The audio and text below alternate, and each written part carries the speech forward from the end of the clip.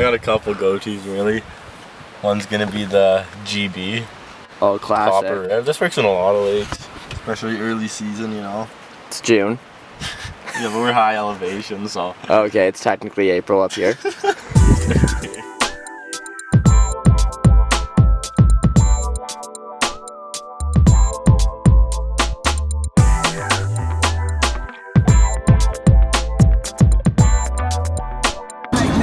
Alright, folks. Back in action, fishing with B-Crib. Back at it, baby. So the boys are out here. You know, we're going out towards Peter Hope, kind of Stump Lake area. Getting up in the hills, we're gonna go hit the boonies for a couple days. Crib's been talking a lot of to me this week about this lake, and I put on my purple shirt today because I thought I may as well go purple while I'm at it. There's been a lot of talk, so I'm expecting at least 25 fish personally today, and anything less than that, there's gonna be some serious repercussions. Let's just put it at that.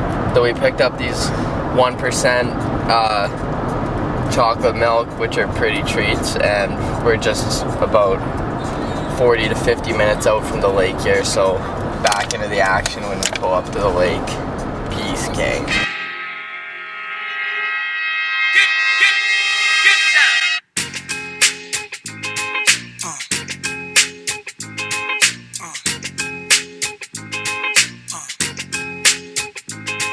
New York streets will killers that walk like Pistol Pete and Pappy Mason. Gave the young boys admiration. Prince from Queens and Fritz from Harlem. Everybody, get down, get down, get down, get down.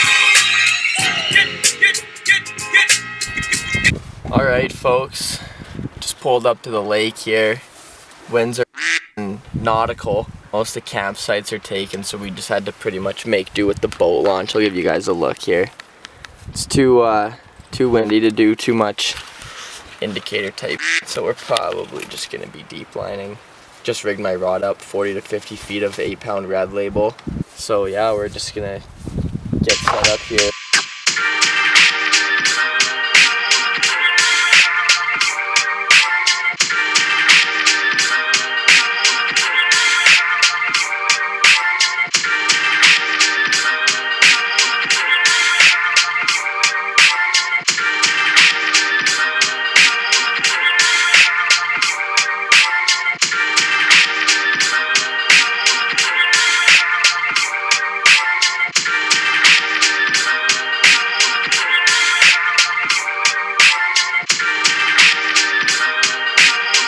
Purple. Shirt's purple, reel's purple, everything is purple.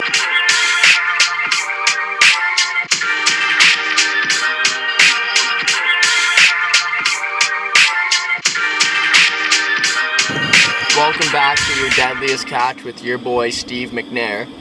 Here we're treating some wild rainbow trout out of lake that me and Beezy caught today. Pretty much gonna give it a little taste test, tell you guys what seasonings we used, and hopefully you can replicate this recipe at home. Little touch and cook, crib hitting. Dustin lightly. Some chipotle mango. Honest. Garlic and some salt and pepper. What kind of veggies do we have here tonight? Well, you know, Merritt Walmart doesn't carry lettuce, so we couldn't make a salad. We got a cucumber here, really nice gash in there. Always love to see their fresh produce. Yeah, you love to see that. How was the fishing today? Describe it to me. Alright. I mean, I think we'll still get into some tonight, and hopefully tomorrow the action will be pretty hot in the morning, so try and dial that in. Here we have David. Checking out the fresh lays the boys just sniped on the still. Yeah. Wow. I give it an 8 out of 10. Oh, David's back. What's up, David? Can't have any of this, bro. I don't even know you.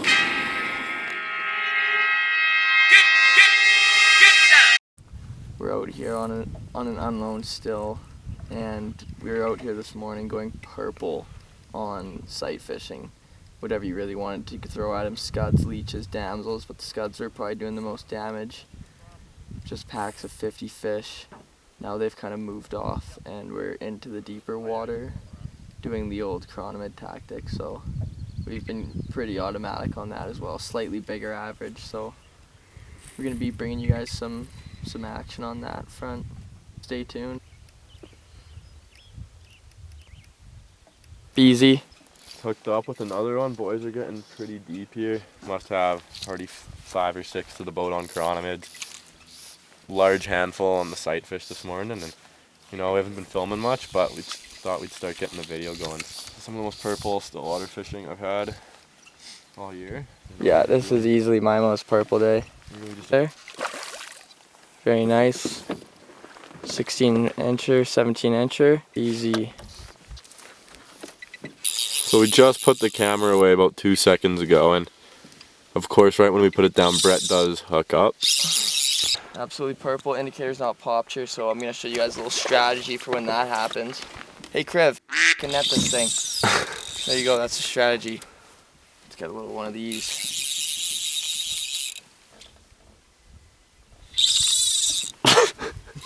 Zero drag 30. Yeah, look at that rod bend, folks.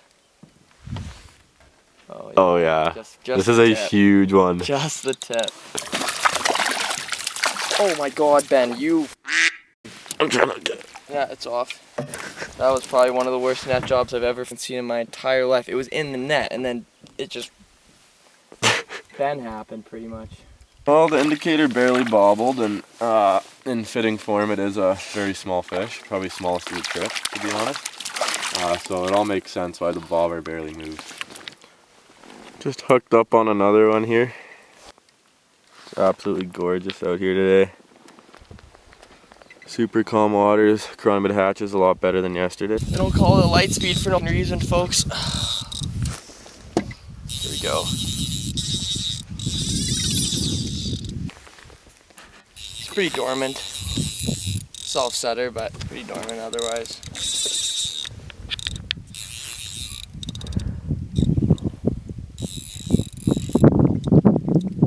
He's trying to shake me. He's trying to shake me.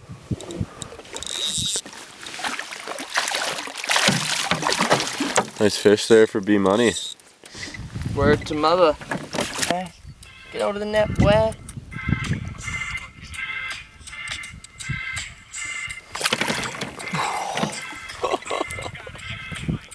Almost lost the net. So, just moved out off the shallower spot there. We're gonna go try some deeper water in hopes of catching some bigger fish. When we came out here, we really thought of some of the age-old controversies and questions of chironomid fishing, and one of the big ones for us was the dangle versus the indicator. So for the rest of today's video, we're going to be running a dangle versus indicator challenge and seeing which one does better. Alright, so indicator and Brett gets first fish. Yeah, it's officially a touch is a no fucking fish. Oh yeah, I net it. Grabbed it. Well, you have to either you have to take the hook out of its mouth. Oh my god. As soon as you start doing actually I'm not gonna say that. Can't say that on YouTube. It's too far. Alright, there it is, 1-0 indicator. Alright, Brett just caught second fish there. That makes it 2-0 on the indicator. Just adding a bit to the buffer every time. 2-0, 3-0. Before you know it, it's 6-0. And I'm well on my way to a free blizzy. Easy's hooked up. First fish on the dangle here. If he can land this thing, he'll have the lead cut in half. Yeah, to cut the lead in half here. Not bad on Thing's giving Kriv the work. Giving him some work. Here on the dangle versus indicator challenge, it's 2-1. Let's go, baby. Release vid. Nice healthy panache. Alright, just immediately hooked up with the second one on the dangle here. If I can land this thing, it'll be all tied up. on the dangle versus indicator challenge.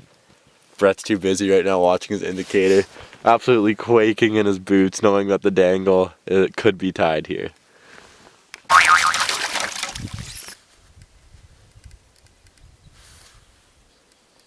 Things are getting intense out here. Dangle, sitting still. Brett's actively working his indicator. Doing a fine job of line management.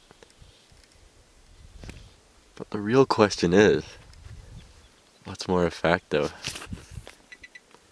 Is it the Indy or is it the dangle?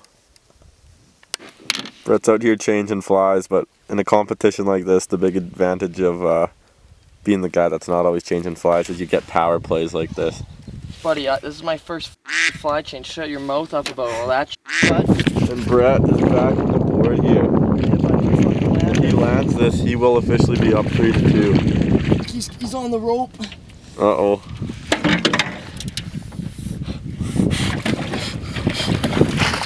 Boom, baby. Let's go 3-2. Just let that. I brought that thing in so fast and let it go even faster. And just like that, I'm back in the water. Let's go. We're going 5-2 in the next 3 minutes. On a heater right now. Hour and a half of head-to-head mono-y-mono battle. This thing won. This little orange thing over here. In the end, the indicator. Shit was biblical. The thing is though, like, did the indicator beat the sink line or did Brett beat Ben? We don't know. We'll never know. The boys put in some work out here on the lake today. I mean, we didn't really do a whole lot of filming, but I hope you guys enjoyed the content that we did film. The little deep line versus indicator challenge and a few other fish. We had a pretty sweet day though. We want 1,000 views on this video, okay? So make it happen. Anyway, pretty good day. Probably ended up with around 40 or so in the boat together, but yeah. I know you guys didn't see it all, but I hope you enjoyed the video anyway. Peace, God. I hope you hated it. You. Damn, Beezy, that shit was purple!